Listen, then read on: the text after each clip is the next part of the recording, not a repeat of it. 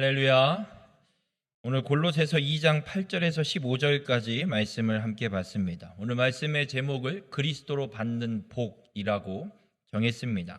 오늘 읽은 본문 8절에 보면 사도 바울은 그리스도 안에 행하는 자, 그리스도 안에서 행하는 믿음의 삶을 살아갈 때 주의해야 할 것 한 가지를 이야기합니다. 그것이 무엇이냐면 누가 철학과 헛된 속임수로 너희를 사로잡을까 주의하라 말씀합니다. 철학과 헛된 속임수, 뭔진 잘 모르겠지만 어쨌든 헛된 속임수와 뭔가 고상할 것 같은 그런 논리를 갖고 와서 우리를 유혹하는 것, 우리를 사로잡을까 주의하라고 말씀합니다.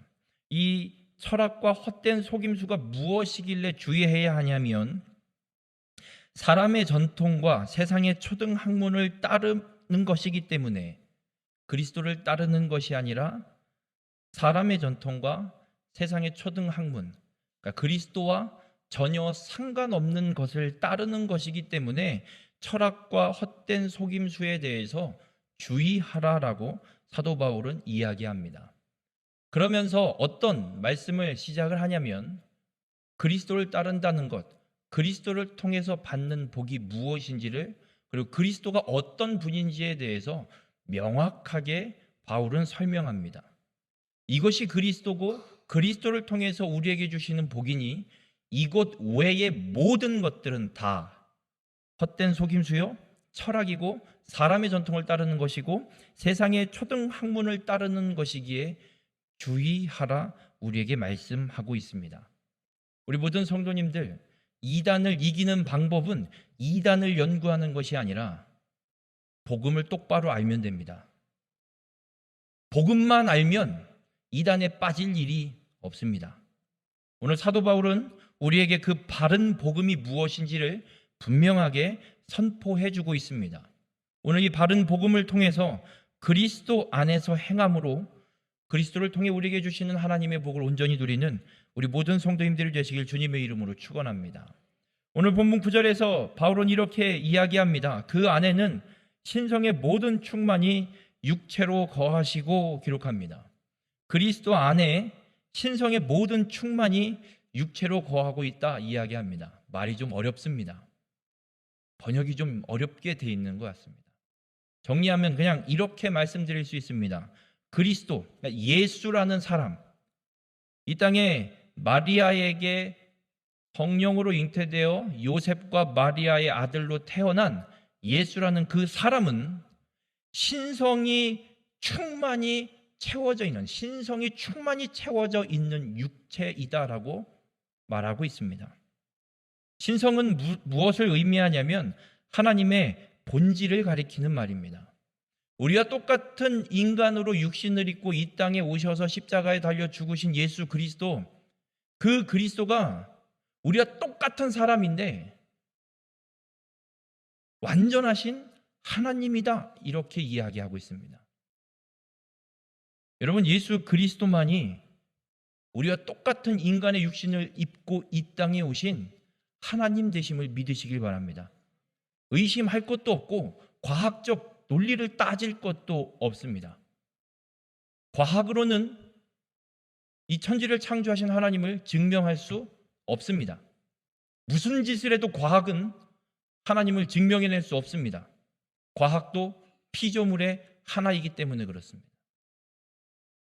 하나님을 하나님이라는 글자 세 글자로 이야기할 수도 없습니다. 어떻게 하나님이 창조주께서 사람이 만드신 언어 세 글자에 담기실 수 있겠습니까? 설명할 수 없습니다. 오죽하면 성경을 필사할 때 과거에 구전으로 한 사람이 성경을 읽으면 여러 사람이 받아서 사본을 필사를 합니다. 그렇게 해서 성경을 복사해내는데 여호와 혹은 하나님이라는 글자에 대해서는 말을 하지 않습니다. 성경을 읽던 사람이 그 글자가 나오면, 하나님 여호와라는 글자가 나오면 갑자기 모든 걸 다 놓고 일어납니다. 그럼 필사하던 사람들도 다 같이 일어나서 나가서 정결 예식을 하고 말하지도 않고 정결 예식 끝나고 들어와서 여호와라는 글자를 그냥 쓰고 넘어갑니다. 읽지도 않습니다. 하나님이란 단어만큼은.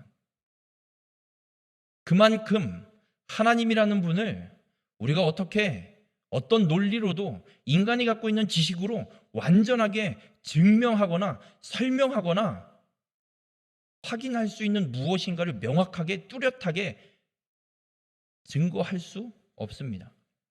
하나님은 그냥 하나님이십니다. 자녀들이 가끔 이런 질문을 합니다. 왜 아빠는 우리한테 뭐라고 하면서 우리가 뭐라고 하면 아빠는 왜 혼내? 전 이럽니다. 아빠니까. 내가 네 아빠니까. 내가 네 아빠인데 어떻게 할 건데 네가? 할 말 없습니다. 아니, 아빠인 건 알겠는데. 아빠인 거 알겠으면 끝난 거죠. 예수 그리스도께서 완전하신 하나님이신데 이 땅에 우리와 똑같은 육신을 입고 오신 하나님이심을 믿으시길 바랍니다. 그러면 어떻게 인간으로 오신 예수 그리스도의 그 신성이 충만하게 거하실 수 있을까? 완전한 하나님으로서 그 일들을 하실까? 아니, 그러면 하나님으로 일하실 것이지 왜 우리와 똑같은 육신을 입고 오셔서 그 일들을 하실까? 그러면 예수님이 행하셨던 이적과 기적, 병고침의 사역들은 그럼 도대체 어떻게 이루어진 걸까? 여러분, 예수님께서 이 땅에 우리와 똑같은 육신을 입은 인간으로 오셔서 사역을 시작하시기 전에 가장 먼저 행하신 일이 있습니다. 요한을 찾아가서 세례를 받은 겁니다. 마태복음 3장 16절과 17절에 세례를 받으시고 예수님이 물에서 올라오실새 하늘이 열리고 하나님의 성령이 비둘기같이 내려 자기 위에 임하심을 보시더니 하늘로부터 소리가 있어 말씀하시되 이는 내 사랑하는 아들이요 내 기뻐하는 자라 하시니라. 예수님이 세례를 받으시고 나서 하늘로부터 하나님의 성령이 예수님께 충만히 임했습니다. 그리고 하늘로부터 들리는 음성, 이는 내 사랑하는 아들, 내 기뻐하는 자. 하나님이 완전히 도장을 찍어버립니다. 누구도 부인할 수 없게 찍어버립니다. 예수님께서 이 땅에 육신을 입고 오셔서 그 모든 사역을 감당할 수 있었던 건 성령이 임하셨기 때문에 그렇습니다. 그리스도 안에는 신성의 모든 충만이 거하시는 육체이십니다. 성령이 충만히 임하신 예수님의 모습을 우리 분명하게 말씀해 주고 있습니다. 그런데 바울은 이어서 10절에 이런 이야기를 합니다. 너희도 그 안에서 충만하여졌으니. 예수 그리스도만 성령 충만함으로 받아 그 모든 신성이 충만히 거하는 육체로 살아가는 것이 아니라 우리도 그 안에서 그리스도 안에서 성령 충만을 받고 살아가게 됨을 바울은 분명하게 이야기합니다. 우리 모든 성도님들, 우리가 예수 그리스도를 믿음으로 죄의 문제가 해결되면 예수님께서 약속하신 또 다른 보혜사 성령께서 우리에게 임하심을 믿으시길 바랍니다. 그 성령께서 우리에게 임하시면 우리에게 모든 것을 가르치시고 주님이 말씀하신 모든 것이 생각나게 하십니다. 예수님께서 사역하시면서 선포하셨던 놀라운 이적들, 그리고 그 놀라운 말씀들, 그리고 예수를 어떻게든 넘어뜨려 보려고 시험하며 다가왔던 그 모든 자들에게 지혜의 말씀을 예수님이 선포하고 그들을 이길 수 있었던 것, 성령이 임하시고 성령 충만한 성령께서 예수 그리스도에게도 모든 것을 가르치시고 모든 것을 생각나게 하셔서 구약의 말씀들을 깨닫고 선포하게 하신 거고 그 놀라운 역사들을 이루어 가셨음을 믿으시길 바랍니다. 그리고 예수님은 우리에게 이렇게 말씀합니다. 나를 믿는 자는 내가 하는 일을 그도 할 것이요 또한 그보다 큰 일도 하리니 이는 내가 아버지께로 감이라. 그리스도 안에 신성의 모든 충만이 거하시고 우리도 그리스도 안에서 그 성령 충만함을 받을 수 있음을 분명하게 말씀하고 있습니다. 그 성령 충만을 받은 자들은 예수님께서 행하신 일도 하고 그보다도 더 큰 일도 하게 하심을 믿으시길 바랍니다. 이것이 그리스도 안에서 행하는 자가 받는 신성의 충만함, 성령 충만한 복임을 믿으시길 주님의 이름으로 축원합니다. 우리 모든 성도님들, 예수님이 행하신 일 우리도 능히 할 수 있음을 믿으시길 바랍니다. 의심하지 마십시오. 내가 병든 자를 위해서 기도하면 그 사람이 나을까? 안 낫습니다. 예수 그리스도의 이름으로 기도하오니 주님, 이 자의 병이 나을 줄 믿습니다. 그럼 나을 줄 믿습니다. 나을까? 안 낫습니다. 예수 그리스도를 믿으면, 믿는 자는 주님이 행하신 일, 그보다도 더 큰 일도 행할 수 있음을 믿으시길 바랍니다. 그 일들을 행할 수 있는 이유는 그리스도께서 신성의 모든 충만이 거하는 육체이시고 그리스도 안에 거하는, 그리스도를 믿는 우리에게도 동일하게 성령 충만함을 허락하셨기 때문입니다.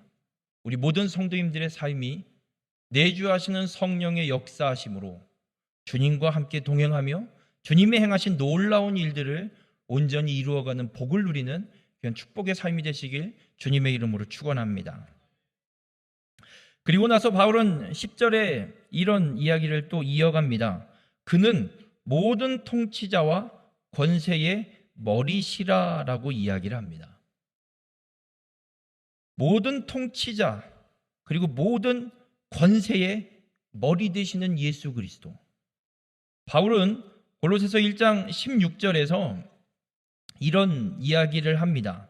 그리스도께서 모든 것들, 이 땅의 모든 만물들을 창조하셨다고 이야기할 때 하늘과 땅에서 보이는 것들과 보이지 않는 것들과 혹은 왕권들이나 주권들이나 통치자들이나 권세들이나 만물이 다 그로 말미암고 그를 위하여 창조되었다라고 분명하게 이야기합니다. 여기 보이지 않는 것, 영적인 존재들을 이야기합니다. 하나님의 보좌 우편에서, 하나님의 그 나라, 그 보좌 주변에서 하나님을 섬기는 천사나 타락해서 마귀의 하수인으로 이 세상 공중 권세를 붙잡고 행하고 있는 마귀나 사단의 하수인이나 보이지 않는 모든 것들 또한 예수 그리스도로 말미암아 창조되었고 그들이 창조된 이유는 그리스도를 위해 창조되었다라고 분명하게 말씀하고 있습니다.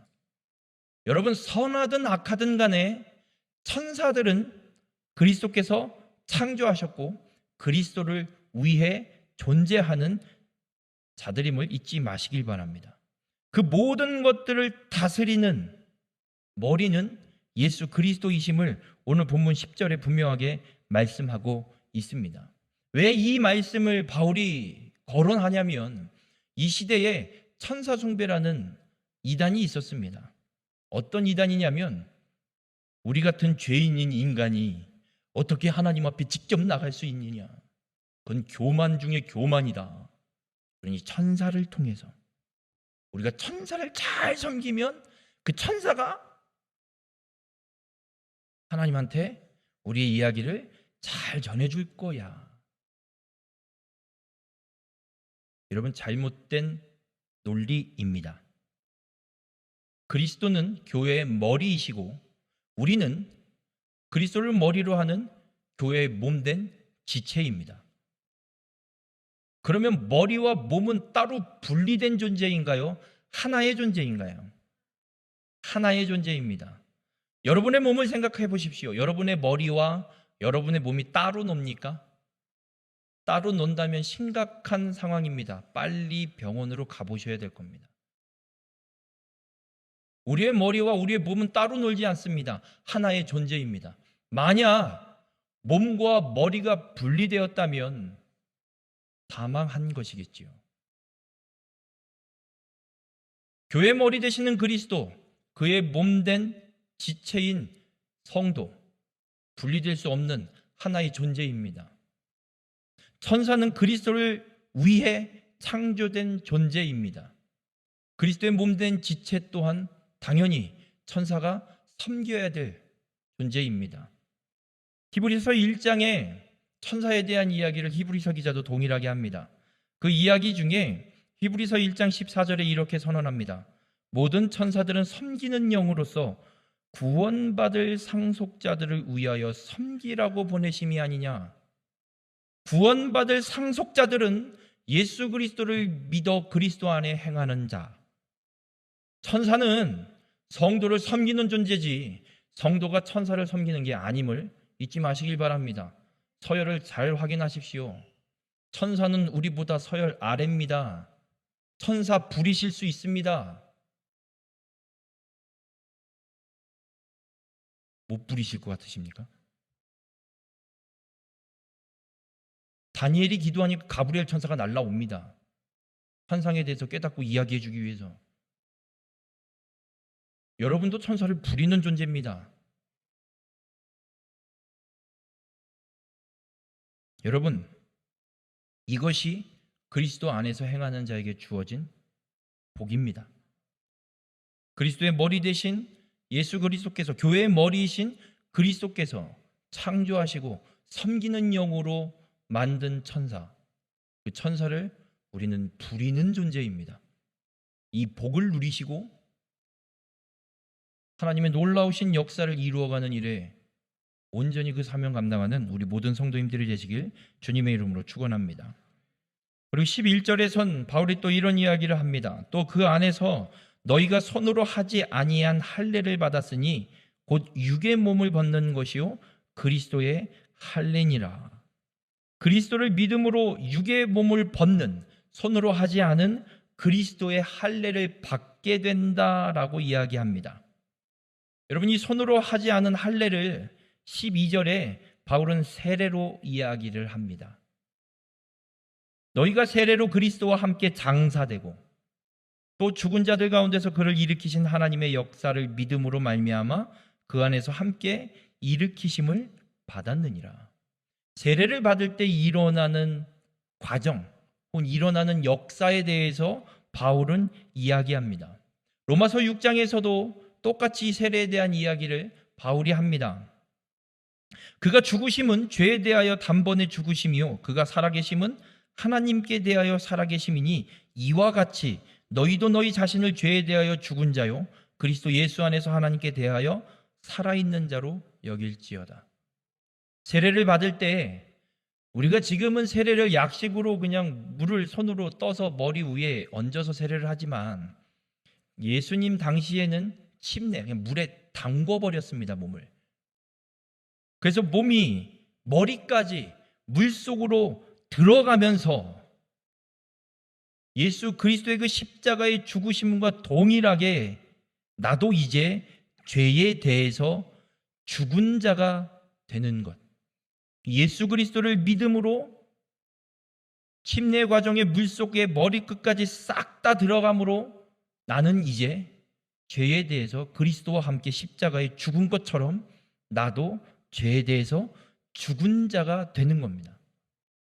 그리고 다시 물에서 나올 때 하나님께서 죽은 자 가운데서 그리스도를 다시 살려내셨습니다.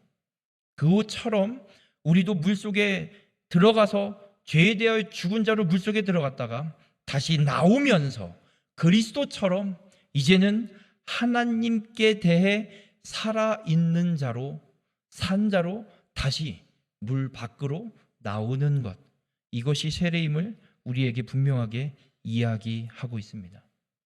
우리 모든 성도님들, 세례를 통해 예수 그리스도를 믿는 믿음 때문에 우리는 이제 죄에 대해서 완전히 죽은 자, 죄에 대해서 죽었기 때문에 더 이상 이야기할 것도 없고 말할 것도 없고 아무 반응이 일어날 것이 없습니다. 완전히 죽었고 이제는 다시 하나님께 대하여 산 자로, 살아서 말을 할 것이 있고 뭔가 소리낼 것이 있다면 하나님께 대해서 소리낼 것이지 과거의 죄에 대해서 소리낼 것은 더 이상 없는, 완전히 다른 존재로 거듭나게 하시는 것, 이것이 그리스도의 할례임을 우리에게 분명하게 말씀하고 있습니다. 우리 모든 성도님들, 그리스도 안에서 행하는 자에게 주어지는 복은 바로 이 거듭남의 복입니다. 우리는 더 이상 죄에 매여 살아가는 자들이 아닙니다. 더 이상 사단의 하수인도 아닙니다. 하나님께 대하여 산 자, 그리스도처럼 완전히 다른 존재로 하나님께 대하여 살아있는 자로 거듭나셨음을 믿으시길 주님의 이름으로 축원합니다. 그러면서 오늘 본문 13절에 바울은 골로새 교회 성도들을 향해서 이런 이야기를 합니다. 또 범죄와 육체의 무할례로 죽었던 너희. 무슨 말이냐면 골로새 교회 성도들은 이방인입니다. 그래서 할례 자체가 없습니다. 이방인은 복음에 대해서 예수님이 메시아가 이 땅에 오셔서 십자가 대속의 사건을 이루기 전까지는 메시아에 대해서 이스라엘 백성을 제외한 나머지 민족들은 메시아에 대해서 들어본 적도 없고 들을 일도 없고 들을 이유도 없습니다. 그러니 할례에 대한 언약도 없고 아무것도 없습니다. 그냥 살다 죽을 존재들입니다. 그랬던 골로새 교회 성도들이 그들을 하나님이 그와 함께 살리시고 그리스도와 함께 살리시고 우리의 모든 죄를 사하셨다 선언합니다. 여러분, 이방인 예수 그리스도께서 십자가의 대속의 사건을 완전히 이루어내기 이전에는 이들은 그리스도와 상관없는 존재로 그냥 죄 가운데 그냥 살아가야 될 존재들입니다. 언약도 없습니다. 이스라엘 백성들에겐 그래도 하나님이 끊임없이 언약을 확인시키시고 다시 확인시키시고 유다를 통하여 실로가 오시기까지 왕위가 끊어지지 않을 것, 어쨌든 메시아를 이 땅에 보내실 것을 약속하셨기에 이들은 끊임없이 기다립니다. 메시아가 오시면 우리는 완전히 회복될 거야. 메시아가 오시면 우리의 모든 문제가 해결될 거야. 이스라엘 백성들은 그 믿음이 있었습니다. 그 언약이 있었습니다. 그런데 이방인들에겐 그 언약이 없었습니다. 아무것도 의지할 것도 없고 바랄 것도 없고 믿을 것도 없고. 그런데 그리스도께서 십자가의 죽으심으로 이 땅의 모든 사람들이 죄를 사함받고 하나님께 대하여 산 자로 거듭나는 놀라운 축복의 역사가 열려졌음을 오늘 13절에 바울은 분명하게 선언합니다. 여러분, 이 은혜 때문에 우리도 예수 그리스도를 믿어 지금 구원받은 하나님의 백성으로 살아갈 수 있는 겁니다. 그리스도의 십자가 대속의 은혜가 없었으면 우리도 똑같이 범죄와 육체의 무할례로 죽었던 존재로 살 수밖에 없었습니다. 우리 모든 성도님들, 우리가 죄 사함을 받고 죄에 대하여 죽은 자, 하나님께 대하여 산 자로 거듭날 수 있었던 건 전적인 하나님의 은혜임을 믿으시길 바랍니다. 그 역사에는 우리의 공로가 요즘 말로 1도 없습니다. 아니, 0도 없습니다. 아무것도 할 얘기가 없습니다. 오직 예수 그리스도. 우리 모든 성도님들, 그 예수 그리스도를 믿고 그리스도 안에서 살아가는 우리는 더 이상 죄에 대하여는 죽은 자, 하나님께 대하여 산 거듭난 자로 죄 사함 받은 자의 삶을 살아가게 됨을 잊지 마시길 바랍니다. 그것이 그리스도를 통해 또한 우리에게 주시는 하나님의 복입니다. 우리 모든 성도님들의 삶이 이 복을 누림으로 죄에 대하여 완전히 죽으시고 하나님께 대해 산 자로 온전히 살아가는 귀한 축복의 삶이 되시길 주님의 이름으로 축원합니다. 그리고 오늘 본문 14절에 또 이렇게 이야기를 합니다. 우리를 거스르고 불리하게 하는 법조문으로 쓴 증서를 지우시고 율법을 완전히 지우시고 제하여 버리셔서 십자가에 못 박아 이 율법을 죽여버렸다. 사도 바울은 분명하게 이야기합니다. 여러분, 우리가 이 율법에 대해서 좀 잘 알아야 될 것이 있습니다. 율법을 주신 이유가 있습니다. 쓸데없이 율법을 만들어 주신 게 아닙니다. 로마서 3장 20절에 주님은 이렇게 바울을 통해 말씀합니다. 율법의 행위로 그의 앞에 의롭다 하심을 얻을 육체가 없나니. 여러분, 절대 율법을 지켜서 하나님 앞에 구원받을 수 없습니다. 여러분, 율법 지키실 수 있으십니까? 성경에 나와 있는 율법, 하나만 이야기하겠습니다. 원수를 사랑하실 수 있습니까? 오른뺨을 때리면 왼뺨을 돌려 대실 수 있으십니까? 바빠 죽겠는데 오리를 같이 2kg만 좀 같이 가달라는데 4kg를 같이 걸어줄 수 있으십니까? 못하시죠?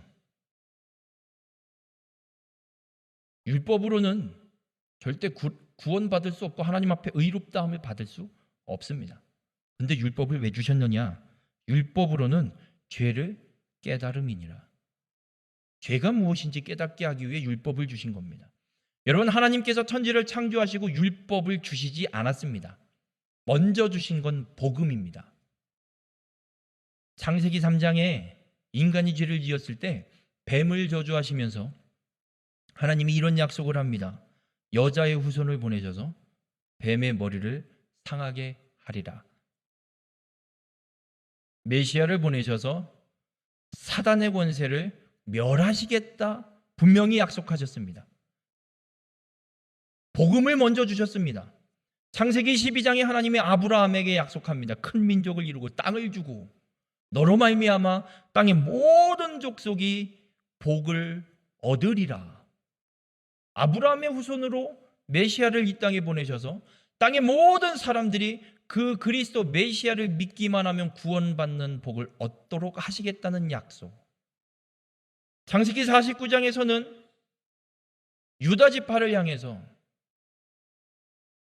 왕의 귀와 통치자의 지팡이가 실로가 오기까지, 메시아가 이 땅에 오기까지 끊어지지 않도록 하나님이 그 민족을, 그 족속을, 그 지파를 이어가실 것을 약속하셨습니다. 하나님이 먼저 주신 건 복음이지 율법이 아닙니다.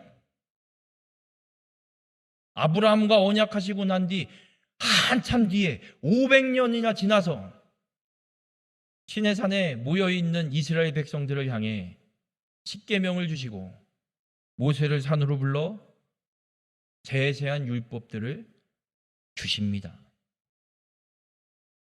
하나님은 복음을 먼저 주셨지 율법을 먼저 주시지 않았습니다. 율법은 우리의 죄가 무엇인지 깨닫게 하기 위해서. 그래서 율법이 주어지기 전 가인이 동생을 죽이죠. 하나님이 찾을 때 가인이 이럽니다. 왜 찾아요 나를? 네 동생 어딨냐? 내가 동생 지키는 사람이요? 왜 나한테 그래요? 동생을 죽여놓고 아무런 죄책감이 보이지 않습니다. 살인이 죄라는 율법이 그땐 없었습니다. 가인의 후손 중에 라멕이라는 사람이 나옵니다. 길을 가다가 사람을 죽여놓고요 집에 와갖고 식구들 다 불러 모읍니다. 아내들이고 뭐 자녀들 다. 내가 오다가 누구 죽였다? 여쭤보겠습니다. 살인을 저지르고 가서 집에 가서 떠드는 게, 자랑스럽게 이야기하는 게 이해가 되십니까? 지금 시대는 이해가 안 되죠. 그 당시엔 그게 죄인지 아닌지 몰랐습니다. 율법이 없었기 때문에. 이 시대로 예를 들어 볼까요? 지난 3년간 마스크 안 쓰면 어떻게 됐습니까? 벌금 물었어요. 그 전에는요. 마스크 쓰는 게 안 쓰는 게 죄예요? 아니요. 내 건강 지키려고 황사 낄 때나 마스크 좀 써볼까? 감기 걸렸을 때나 추운 겨울에나 그때는 마스크 안 쓰는 게 죄가 아니었습니다. 왜요? 법이 없으니까요. 전염병이 터지고 나니까 마스크 안 쓰면 죄입니다. 벌금 내야 됩니다. 왜요? 법이 생겼으니까요. 율법은 그렇게 우리의 죄를 깨닫게 하는 것이지 우리의 구원을 이룰 수 있는 것이 아닙니다. 그래서 율법의 요구는 이거예요. 너 이거 안 했으니까 넌 이거 죄진 거야. 죄의 삭은 사망. 너 죽어야 돼. 무슨 죄가 됐든 하나님 앞에 죄의 삭은 사망입니다. 하나님의 말씀하신 하나님의 율법을 지키지 못했으면, 죄가 됐다면 사망으로 그 죄값을 치러야 됩니다. 이것이 율법이 요구하는 사항입니다. 그런데 예수 그리스도께서 우리의 그 모든 죄를 다 지시고 율법의 요구대로 예수 그리스도께서 십자가에 못 박혀 죽으심으로 율법의 모든 요구를 다 이루어 내셨습니다. 더 이상 예수 그리스도를 믿는 자에게는 율법이 요구할 수 없습니다. 예수 그리스도께서 담당해 내셨기 때문에 그렇습니다. 오늘 바울은 그 이야기를 분명하게 선언합니다. 그리스도께서 십자가에 죽으심으로 우리를 불리하게 하는 율법을 지우시고 제하시고 십자가에 못 박아 없애 죽여버렸다라고 선언합니다. 그래서 율법에 대해서 죽었다는 것은 율법을 지켜서 구원을 얻으려는 것에 대해서 죽었다라는 말입니다. 율법을 지키는 것이 아니라 오직 예수 그리스도를 통해서 구원을 얻는 역사가 우리에게 주어졌다는 겁니다. 우리 모든 성도님들, 더 이상 율법의 행위로 구원을 이야기할 필요가 없습니다. 누군가에게 여러분이 너의 신앙생활을 그렇게 하냐? 따지지 마십시오. 그리스도께서 율법에 대해서 이미 다 죽였는데 왜 율법을 들이대면서 그 사람을 평가하십니까? 그건 죄입니다. 교만죄. 내가 하나님이 되겠다고, 내가 말씀을 갖고 성경에 기록되어 있는 말씀이 있으니 넌 이렇게 안 하면 넌 죄야, 넌 구원 못 받은 거야. 바울이 주의하라고 하는 이단과 별반 다를 바 없는 똑같은 행동입니다. 우리 모든 성도님들, 더 이상 율법의 행위로 구원을 이야기할 것이 없습니다. 우리 모두는 오직 복음으로, 은혜로 구원받은 자들임을 믿고 그 은혜를 누리며 살아가는 우리 모든 성도님들이 되시길 주님의 이름으로 축원합니다. 그리고 오늘 본문 15절에 바울은 이렇게 이야기를 합니다. 통치자들과 권세들을 무력화하여 드러내어 구경거리로 삼으시고 십자가로 그들을 이기셨느니라. 이 통치자들과 권세들을 이야기하는 건 타락한 천사들, 사단과 마귀, 그 하수인 역할들을 하는 세력들을 이야기합니다. 그리고 무력화하여 드러내어 구경거리로 삼으셨다라는 말은 전쟁, 과거에 전쟁을 하고 나서 승리를 한 쪽에서 패배한 쪽에 장수의 옷을, 장군의 우두머리의 옷을 베끼고 포로로 끌고 오는 일도 있었습니다. 그래서 이 승리하고 복귀하는 개선 행렬 가운데 뒤에 그 장수를 옷을 베끼고 뭐 다 베껴서 그냥 우리가 이겼다라는 걸 만천하에 알리는 그런 행동들을 했던 적이 있습니다. 그것처럼 그리스도께서 타락한 천사들, 사단의 권세들, 이 모든 것들을 무력화시켜서 다 멸하여서 이겨서 포로로 결박하고 끌고 오고 있는 것을 이야기합니다. 우리 모든 성도님들, 그리스도께서 십자가에 들려 죽으심으로 이 세상의 모든 악한 사단의 권세를 멸하셨습니다. 요한복음 12장 31절부터 33절에 예수님은 이렇게 말씀합니다. 이제 이 세상에 대한 심판이 이르렀으니 이 세상의 임금이 쫓겨나리라. 내가 땅에서 들리면 모든 사람을 내게로 이끌겠노라 하시니 이렇게 말씀하시면 자기가 어떠한 죽음으로 죽을 것을 보이심이로라. 그리스도께서 들리면, 그리스도께서 이 땅에 십자가에 달려 죽으시면 세상의 임금이 쫓겨날 것이다 분명하게 선언하십니다. 그리고 히브리서 2장 14절에 예수님의 죽음을 놓고 이렇게 이야기합니다. 죽음을 통하여 죽음의 세력을 잡은 자 곧 마귀를 멸하시며. 우리 모든 성도님들, 예수 그리스도께서 십자가에 죽으시는 그 순간 마귀는 멸하셨습니다. 이미 끝난 싸움입니다. 이미 승리가 확정된 싸움입니다. 사단을 두려워하지 마십시오. 그리스도께서 이미 우리에게 승리를 허락하셨음을 믿으시길 주님의 이름으로 축원합니다. 그리스도 안에서 행하는 우리의 삶은 그렇습니다. 사단의 권세 완전히 멸하여 승리를 누리고 살아가는 삶임을 잊지 마시길 바랍니다. 우리 모든 성도님들의 삶이 사단을 두려워하는 것이 아니라 그리스도의 십자가의 승리로 그 승리가 내게도 동일하게 주어진 승리임을 믿으시고 승리를 누리는 복된 삶이 되시길 주님의 이름으로 축원합니다. 그리스도 안에 있는 자는 복을 받은 자들입니다. 믿으시길 바랍니다. 우리는 복 받은 자들입니다. 세상 그 누구도 해할 수 없는 성령 충만함을 받은 복 받은 자들입니다. 섬기는 영인 천사를 부리는 복을 받은 자들입니다. 죄에 대해 죽고 하나님께 대해 살아있는 거듭남의 복, 죄사함의 복을 받은 자들입니다. 더 이상 율법은 지워져 죽어 없어졌고 은혜로 살아가는 복을 받은 자들입니다. 우리는 사단을 이긴 승리의 복을 받은 자들입니다. 우리 모든 성도님들 이 복을 누리며 살아가는 자들 되시길 바랍니다. 그러려면 그리스도 안에 거하고 행해야 합니다.